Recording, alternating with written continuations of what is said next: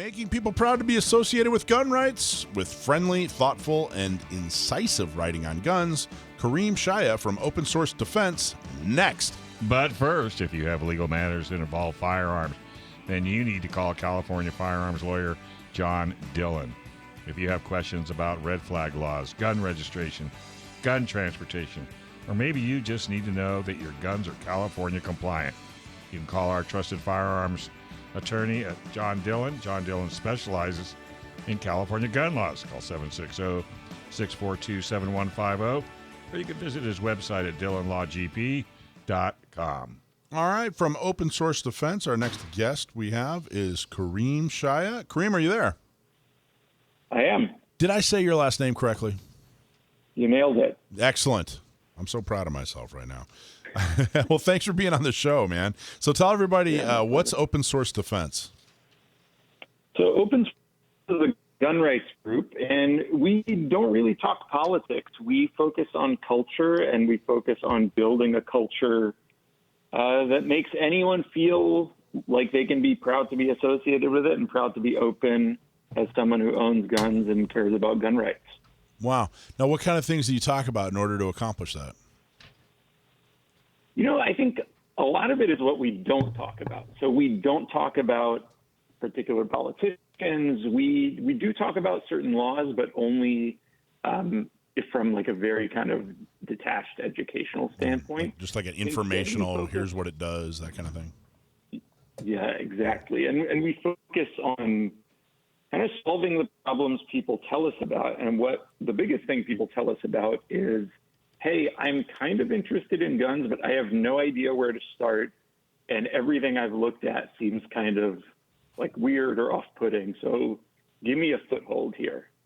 And that's what we try to give to people. That's interesting. Now, what's your background? I've worked in tech for about 15 years. And I was living in New York City, downtown Manhattan for most of that time. And I was like, always liked guns, liked shooting guns. And every so often at work, someone would like come up to me at the coffee machine and kind of half whisper like, hey, I heard you like to go shooting. Like, could you take me this weekend? So that was kind of a sign for me and the people I started OSD with that maybe there are people out there who we are not reaching as a community. Now, how do people? So, describe Open Source Defense. Is it like how do people receive this information? Is it like a series of articles, or is it more like a message board, or what? Describe a little bit what it really looks like. Yeah, so three big things. The biggest thing is a weekly newsletter that people subscribe to over email. It's free. It's just opensourcedefense.substack.com. That's a weekly newsletter where we analyze whatever is kind of going on that week in the world of guns.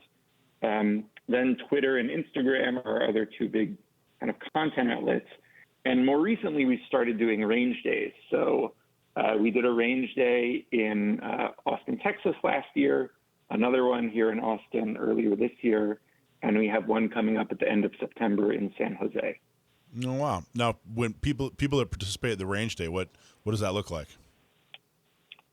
It's all sorts of experience levels. And what we've been focused on is finding people who are in industries that really have nothing to do with guns, but are kind of interested in guns as a space for two reasons. One, to help them kind of build a community, build a little network that they feel comfortable with as they start exploring this world. And then the other thing is just from me and my co-founders being in tech and one of my co-founders, Chuck Rossi, worked at Facebook for 11 years. So obviously Facebook, if you're in the gun world, their content policy and all of that sort of stuff is hugely influential. And what he found is, I think a lot of times when you think about companies like that, we think that they're like kind of out to get us or out to suppress information. The more common answer is they're just oblivious. They just don't know about this space. And so one thing we're trying to do with the range days and with some of the education we do is reach people at those companies and in those communities just so that when those discussions are happening, there is somebody in the room who knows this stuff and who can represent it fairly. That's awesome. That's very, very cool what you're doing. Generally, how do people, I don't mean like how do the folks that follow you, how did they get there? You know what I mean? Like is it word of mouth, or how do you find new folks? It's a lot of word of mouth and people basically sharing the newsletter with their friends.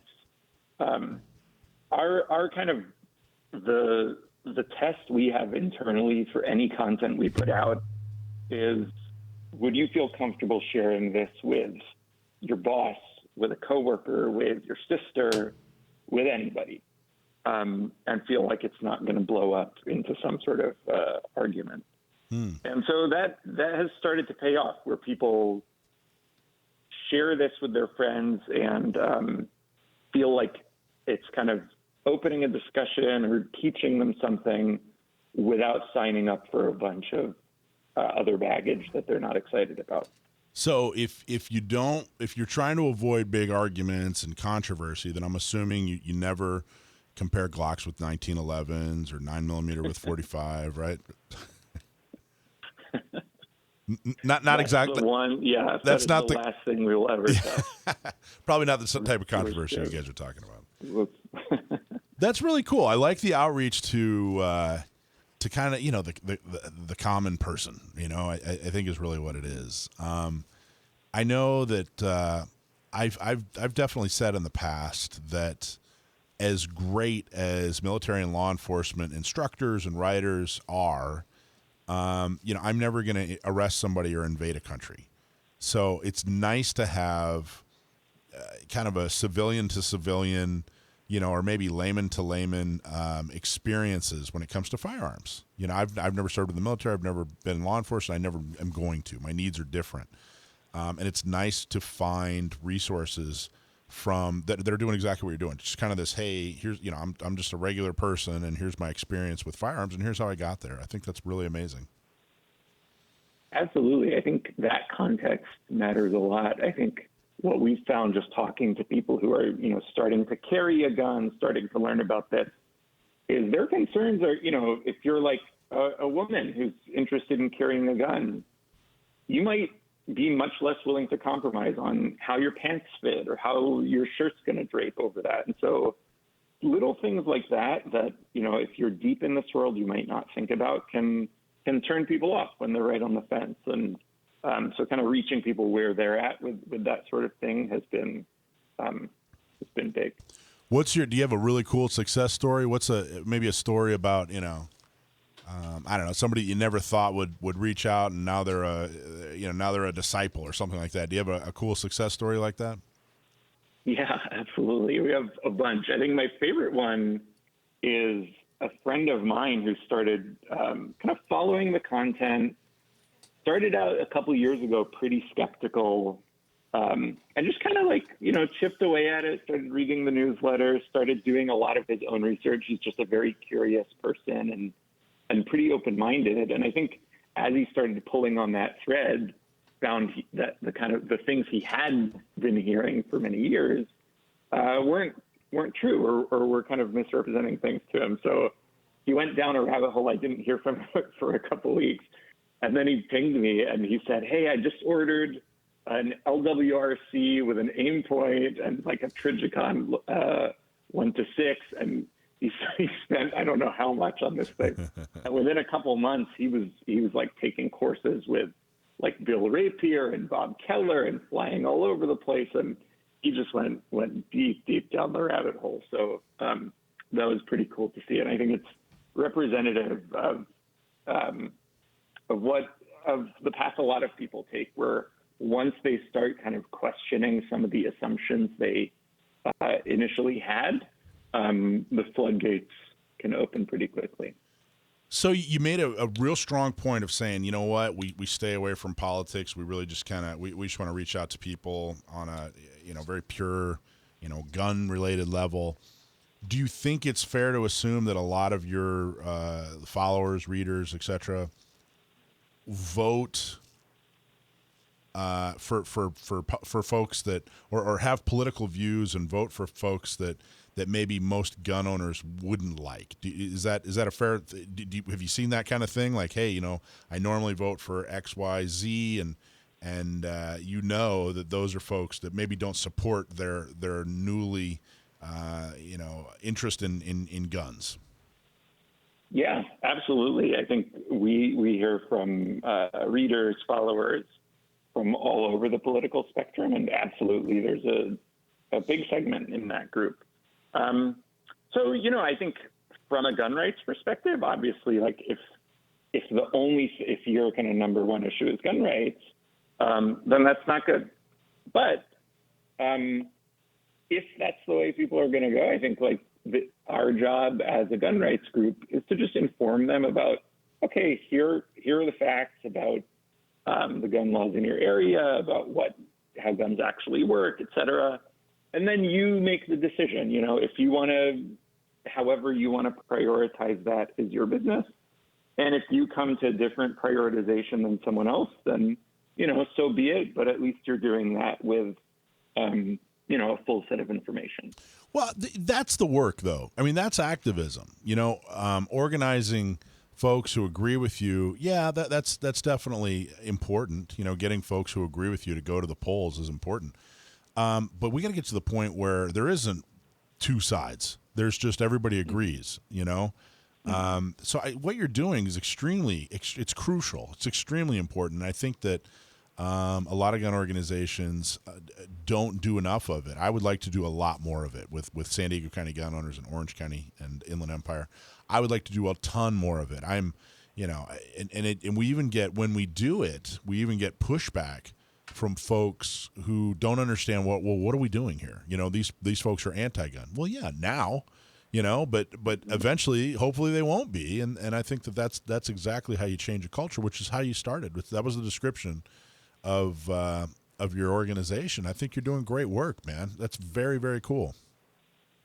I appreciate it. I think what we see is when people start out, maybe gun rights are, the priority number 10 thing that they think about when they think about this stuff. But that's not static. That's not set in stone. I think as they learn more, it can move up the priority list. All right. Hey, Kareem, can you hang with us for another segment? Yep. Hey, do you have trouble fitting in workouts into your busy schedule? Well, you got to try Leo Fit. Leo Fit is a super high-tech gym that delivers the benefits of 3 to 6 hours of traditional strength training in just 2 20-minute sessions a week. Yes, that sounds hard to believe, but because the machines are computer-controlled, they deliver the maximum weight you can safely handle by the second. That's how you get the highest possible return on your fitness investment and time. Founded by Leo Hamill of the jewelry store fame, Leo Fit guarantees increased metabolism, strength, and fitness in every session. You will not understand how effective it is until you try it. 20 minutes twice a week replaces hours of weightlifting and aerobics. Sign up on the website at leofitlabs.com or type LeoFit in your browser for more information and sign up for a free session. All right, we're back with Kareem Shaya. He is an open source defense gentleman. We were just talking about open source defense and what a great job you guys are doing on outreach. Now, how does somebody get involved? How does somebody find you guys or follow you guys? Yeah, find us on Twitter and Instagram, and then the biggest thing is sign up for the Substack, opensourcedefense.substack.com. And if you sign up there, you'll find out about everything we're up to, including any range days that we host in your area. So what would you say your goal is? Like, if, I don't mean like, well, we hope to grow our leader or our followership by 10% a year, whatever. But like, in your personal goal, like, what do you really hope to accomplish with this? The biggest thing is a lot of what we think about when we think about the growth of gun rights. We kind of naturally go to like laws and politics and all that sort of stuff. But and those are important. Like, it's important for those things to be in good shape. But where innovation comes from is from entrepreneurs and creators, right? So like movies, video games, people starting great companies in the space. That's the thing that makes gun rights grow, because if the laws are great but the products aren't, then nobody's going to get into them. The laws have to be good, and the products have to be ready for when the customers can buy them.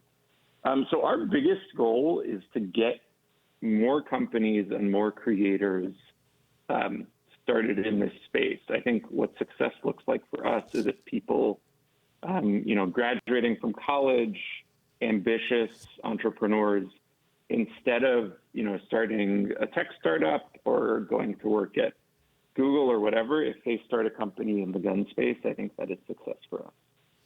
Well, I think that's brilliant. That's absolutely spot on. If you look at other civil rights movements, it wasn't too long ago. I moved to Florida when I was a kid. I moved to Florida in 1981, and I remember seeing black and white pictures hanging on the walls of restaurants in 1981. Well, 81, 82, somewhere around there.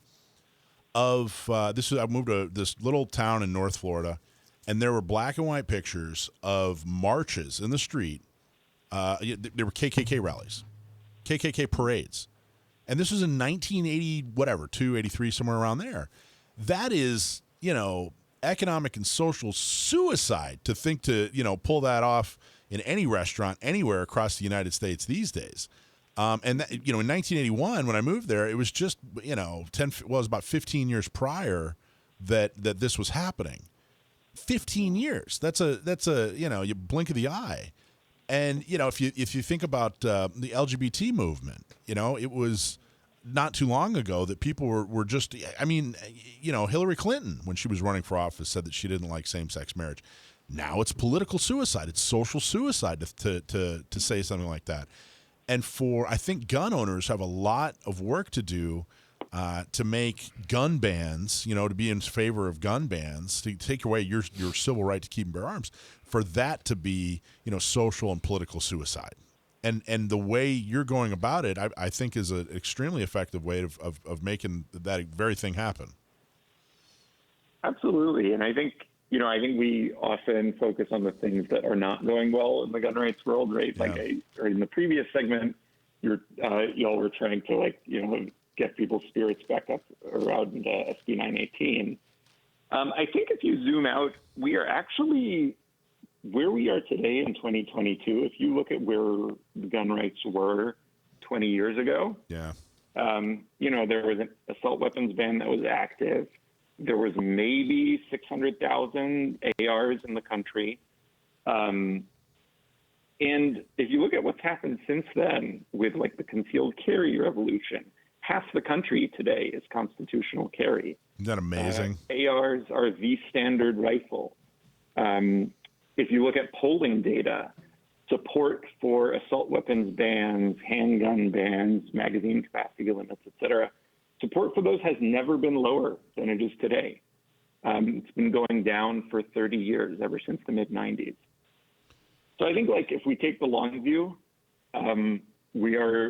we need to keep chipping away at it, but I think the news is a lot better than we often think. What do you attribute the CCW revolution, I think is what you called it, which is awesome, the concealed carry revolution over the last 20 years, which is an awesome, we should coin, I don't know if you just made that up, but we're going to start calling it that.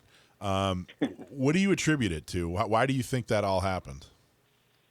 It's a great question. I wish I knew.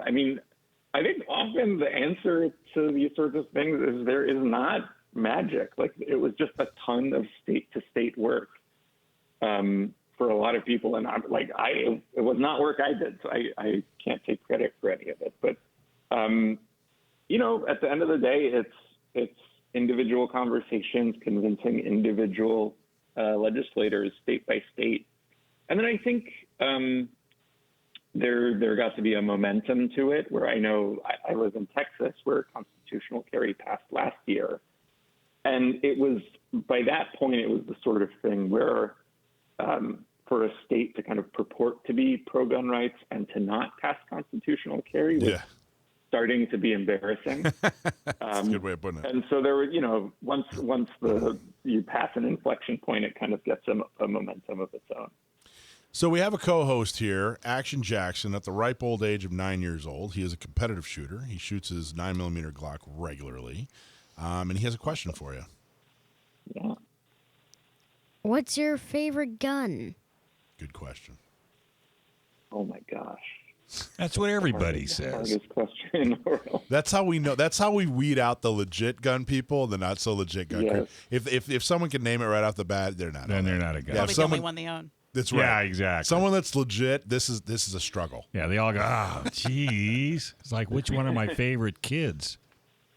You know, I mean, the answer just, ask me like once a week, and the answer will be different every time. I'd say right now, I have a BMT TP9 SBR that I really enjoying. It's absolutely the worst trigger I've ever felt, but it's real fun to shoot. Well, you just made Ashley grin from ear to ear. Who? Or Ashley. Who are you talking about? Elisa. Yeah, Alicia. Yeah, you just made Alicia's grin. Well, she caught me off guard. I was looking over there, and when you said that particular weapon, you go, ooh. Well, Is that something you've shot? No, it's not. I know we This is can't. California. Yeah, I was gonna that's say right. thanks for rubbing that in, man. Oh, yeah. Can't own that Yeah, yet. in do us a California. favor and check the roster before you answer that question. That's awesome, man. Well, so what do you think of, so I believe you're absolutely right about the culture. We did just have, a huge Supreme Court case, the Bruin case, which basically said, hey, you have the right to bear arms. What do you think that's going to do to the culture, to the movement, to the cause? I think it's long-term good, short-term questionable. I think, in a bunch of counties in California and New York, where it was kind of county by county issue, actually the people in the rural counties are seeing their carry rights take a step backwards. I think, everybody's optimistic, me included, that that's going to be a temporary setback. And long term, I think it kind of takes that question off the table. Yeah. And brings a lot more people into the community, and that's going to help us build even more momentum. And you're in a fairly gun-friendly state. I be honest with you, Texas isn't as. I don't think Texas is quite as gun-friendly as people say it is. I think You're right. there's a lot of work that Texas has left to do. I think they're but whatever. That's a whole different segment. But what is Bruin going to do something in a state like Texas where things are generally really good? Do you think Bruin's going to do anything directly? Are people going to notice a difference at all, or is this just a long-term tool? It's not going to do anything for carry, certainly in any state where you have constitutional carry. Mm-hmm. But, I think kind of enshrining the text history and tradition test as like the yardstick that we measure gun laws by, that applies to any gun law, not just carry laws. And so, in a state like Texas where we have a relatively restrictive list of sensitive places, where you've got the carry ban in Texas on people under age 21 was just struck down by a federal court last week. Saw that. Amazing. Yeah, and I think, federally, I think it's not out of the question that parts of the NFA, could be in the crosshairs in a few years. That's awesome. So we have Gun Owners Radio. I don't know how familiar with Gun Owners Radio you are. I run San Diego County Gun Owners. We're a political organization. I'm a grassroots political organization here in San Diego, and we also have Orange County Gun Owners, Inland Empire Gun Owners. I don't know how familiar you are with any of that, all those organizations or anything that we do, but what can we do to help you? What can our organizations do? What can our radio show do to help you grow and get your message out? Yeah, I'd say a couple things. One is if you have people in your community who are starting companies in this space or thinking about starting companies in this space, whether they're selling a product or just creating content, send them our way. We'd love to help. We've done, a bunch of advising, investing in the tech space and startups, and would love to transfer that over to the gun space. And then the other thing is engaging with the content and sharing it. So we have a bunch of content up for new gun owners, people who are thinking about becoming gun owners. And we also host an office hours where anybody with any question about guns, good, bad, indifferent, can sign up for a slot and attend our office hours, and we'll answer their questions the best we can. Is that like via Zoom or something, or how do you guys do that? Yep. Wow, Yep, that's exactly. cool. We got to talk more. Yeah. I bet you there's a lot of opportunities for us to promote what you're doing, because we don't. I mean, we do a little bit of education, and for new shooters, we actually have a really great program.